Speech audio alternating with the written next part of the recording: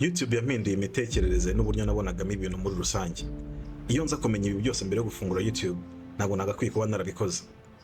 Ku musozi w'iyi video nuyireba ukayirangiza, uraza gusobanukirwa byinshi, uraza kumenya byinshi by'impamvu YouTube atari ya buri wese, cyangwa se YouTube itagakwiye kuzaho nta gahunda nzima ufite. Amazina nyitwa Bubex, niba uri mushyashya hano ngo haye ikaze. Muri iyi video ngiye kubabwira byinshi bitandukanye byambayeho kuva natangira umushinga wa YouTube kugeza n'uyu munsi. Bitari bya buri wese, ariko kubera ko nahisemo gufata umwanzuro kugira ngo mbibabwire, hari uwo biri buze kugirira akamaro, cyangwa se nibagira akamaro biraza guterwa. Mbere gato y'igihumbi na 2020 njya gufungura YouTube, numvaga ko ngiye gutamba umukire, ngiye gutamba umustar, ngiye gutamba umuntu uzajya ukurikirwa n'abantu benshi, which was the dream. And aka kanya ntabwo navuga ko inzozi zanjye n'ubundi zahagaze. Ni ibintu bishoboka ko bishobora kuzabaho, kuko nababigezeho ntacyo numva bandusha, kimwe nuko nanjye aho ngeze nanone ntabirusha abandi, ahubwo ari ukubera ko Imana wenda yahisemo ko nanjye bigenda uko nguko. Ahubwo habaho kutamenya ngo ese ko ngiye ntekereje gufungura wenda YouTube, ngiye kuzayikorera iki. Hakabaho n'irindi kosa ryo kuvuga ngo ese ko ngiye gufungura YouTube narabitekereje, cyangwa nabonye abandi bantu babikoze nanjye mpise mbikora. Akenshi aba content creators cyangwa se aba YouTubers bagitangira, byo babona abandi bantu barebwa bahita bibwira yuko nabo bagiye kurebwa. Ngiye njya gukora YouTube ntabwo nigeze nsobanukirwa strategy ngomba gukora, icyo bita SEO, uburyo nzajya editinga video zanjye, ibikoresho nkeneye, ndetse na topic ngiye gukora. Ngiye numvaga ko nindamuka nyifunguye nanjye nzarebwa nk'abandi, ariko ikintu cyambayeho ntabwo ushobora kugisobanukirwa. Nabayeho kutamenya. Ngiye nabaga nzi ko gukora YouTube ari ugufata video cyangwa se telefone cyangwa gufata kamera ukirikodinga, cyangwa se ugakora ibindi, ugakora izindi video runaka ugatushyiraho ugategereza ko bizijyana. Ariko nirengagiza yuko abantu nako video ndi gukora hari abantu zagenewe, kandi n'ubutumwa ndi gutanga hari abo bigomba kugendana nabyo, hari abo bigomba kugenda nabo, ari nabo babikunze kugira ngo nzabone subscribe, ndetse mbone n'izo likes n'abantu basharing. Sinkamenye yuko nanone gufungura YouTube atari ibintu bya buri wese, ko niba ufunguye YouTube hari amakosa akenshi dukora yo kuba ufunguye YouTube nta kintu wakoze, nta video nzima ufite, nta bitekerezo bizima biri muri ya video, ukatufata ya video ukayohereza abantu kuri link ugamije ngo barebe video yawe, ukanabashishikariza ko bagomba gukora subscribe. By the way, mbere yuko ndenga kuri kano kantu gato, reka mbabwire, gusaba umuntu subscribe cyangwa se gutesha abantu icyitwa umutwe, sorry for this, ngo nibaguhekorere subscribe, hari ababigukorera kugira ngo bakwikize. Niba utarunabizi ubimenye, harabikora kugira ngo bakwikize, ariko ubura ntabwo wagakwiye gusaba subscribe, kuko subscribe at the end of the day nta kintu zimaze. Kuko umuntu akora subscribe kubera ko wamwemeje, akora subscribe kubera ko abona ko ibintu uri kumuhereza muri iyo content yawe ari ingirakamaro, cyangwa se yifuza kuba utaha nuramuka uploadinze video y'ubutaha azagaruka kuza kureba. Noneho iyo ufashe wowe link ya video yawe wakoze ukayihereza umuntu ngo nawe ukorere subscribe, ubu cyambere uri kwica channel yawe, kuko ntago umuntu azaza ngo afungure video yawe ngo ayimara nk'umwanya nabona ibintu bitagenda. Ikindi kandi iyo umusaba umuntu ngo gukorera subscribe, uri kwica channel yawe mu buryo bumeze bite. Iyo umuntu ashaka gukora subscribe atarebye video yawe, amasaha yawe aragabanyuka. Amasaha yagabanyutse, isaha ishobora kujyaho, ariko ntago nta kintu yakumarira ari umuntu umwe. Byibura twese kugira ngo YouTube ikwemere kuba monetize cyangwa se ikwemere kuba watangira guhembwa nayo, nuko ugomba kuja subscribers 1000 n'amasaha 2000. Ibyo ngibyo rero ukabigeraho mu gihe kingana n'amezi 6 cyangwa se umwaka, ariko nanone ukaba warabiharaniye.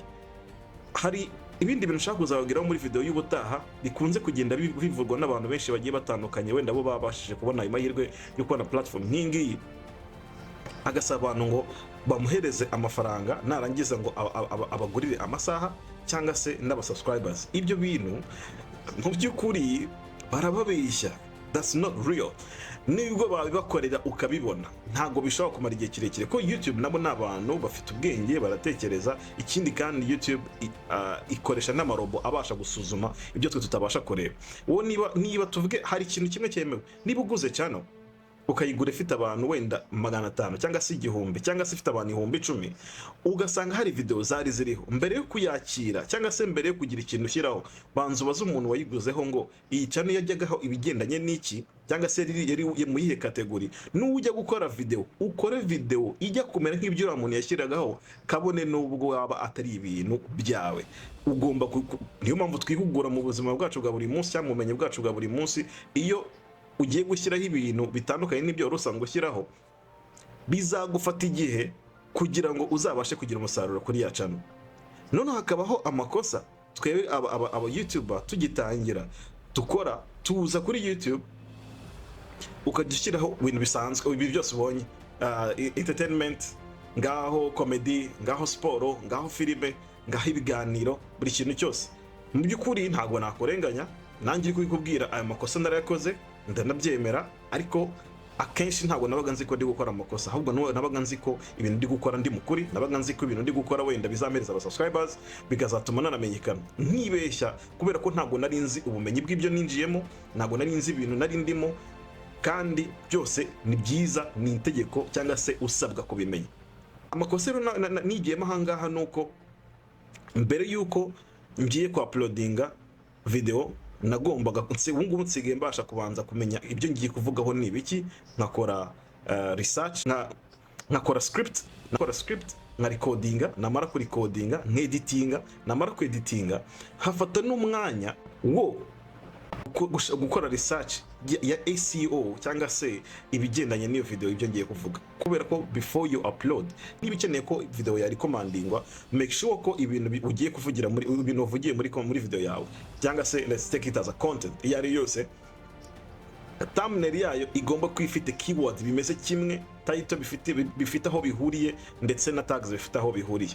Rero mbere yuko ujya ku uploadinga, ari nabyo ubu nsigaye nkora, ngenda banza nkafata umwanya nkabanza nkamenya content nakoze ishingiye kuri ibi ngibi, ivugitse kuri ibi ngibi, ariko thumbnail yayo izameze ite, bizaba bihuriye he, title yayo izameze ite, bizaba bihuriye he, muri description bizaba bimeze bite, bihuriye he, no muri tags. Ibyo ngibyo bimfasha iki? Bimfasha ko YouTube nijya kuri recommendinga video yanjye, aba viewer banjye cyangwa se audience yabashije kureba ya video yanjye, niri buze kwifashisha ishingiye kubiri kubona kuri title. Noneho iyo irebye kuri title ikamva no muri video ndi gukora bifite ahantu bihuriye, ndetse na thumbnail, itimenya abantu video yanjye yagenewe wenda kurebwa n'abantu bo mu Rwanda, yagenewe kurebwa n'abantu bo muri East Africa, cyangwa se yagenewe no kurebwa n'isi yose. No kuvuga ko icyo gihe imfasha kugira ngo irecommendinga abantu benshi cyane. Ariko iyo ntakoze SEO, cyangwa se mbere ntabwo najyaga nkora SEO, byajyaga bituma mfata umwanya wo kwibwira ko video yanjye iri buze kurebwa, mu by'ukuri itari buze kurebwa. Ayo yose rero ni amakosa nagiye nigiramo.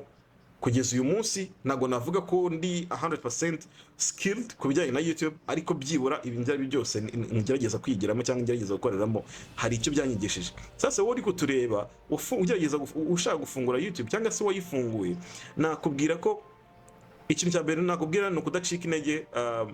Video ufite iyo ari yo yose ya uploading ni byiza, ariko umenye mbere yo kujya ku uploadinga iyo video ugiye gukora, ibindi bintu byose uzajya ujya ku uploadinga bizaba bimeze kimwe. Niyo bitameze kimwe, shakisha kimwe mu bintu wumva uri passion muri byo, cyangwa se wumva uzi cyane.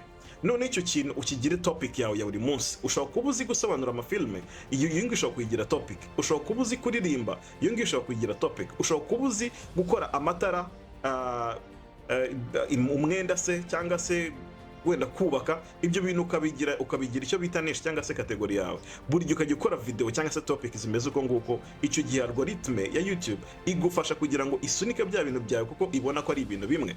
Ikindi kandi aba subscribers bawe iyo baza ari abantu bamwe bakurikiye cya kintu, nacyo kintu bakumenyeraho, kubera ko uba uri kubahereza ubumenyi. Mwibutse, umuntu akora subscribe kubera ko yakunze ibikorwa byawe. Umuntu ntabwo akora subscribe kubera ko wamuhatirije. Ikindi kandi make sure ko umuntu wese wakoze subscribe umushimira, kuko aba yafashe umwanya kugira ngo yifuze kuzakurecognize umunsi yongeye guhura na channel yawe. So ni byiza rero ko niba utajya gukora bino bintu wabyigiraho ukabikora, kugira ngo ubutaha noneho uzabashe gutera imbere mu bwiyongere bw'ubumenyi, mu bwiyongere bw'amafaranga, mu bwiyongere bwa audience. Isomo nakuye ahangaha nuko nta gucika intege kuko byose n'ubundi ubwo nabikoraga ntabwo nari nicaye, nabikoraga buri munsi, ariko nanone byampaye no kwiga ubumenyi bwinshi bugiye bitandukanye. Wowe just keep uploading, komeza ukore video, komeza ukore content, you never know. Uko ukora video niko ugenda wisumburaho. Ukora video ya mbere ikanga, ya kabiri ikanga, ya gatatu ikanga, ya kane ikanga, ya gatanu kuzamura kugera wenda ku 10 cyangwa se video 500, noneho wenda ya 600 ikazarebwa. Iyo irebwe uwo mugeni utugenderaho cyangwa se nibwo uhita ubona ko ibintu byawe wakoze hari umusaruro byatanze. Nta gucika intege mu by'ukuri rero.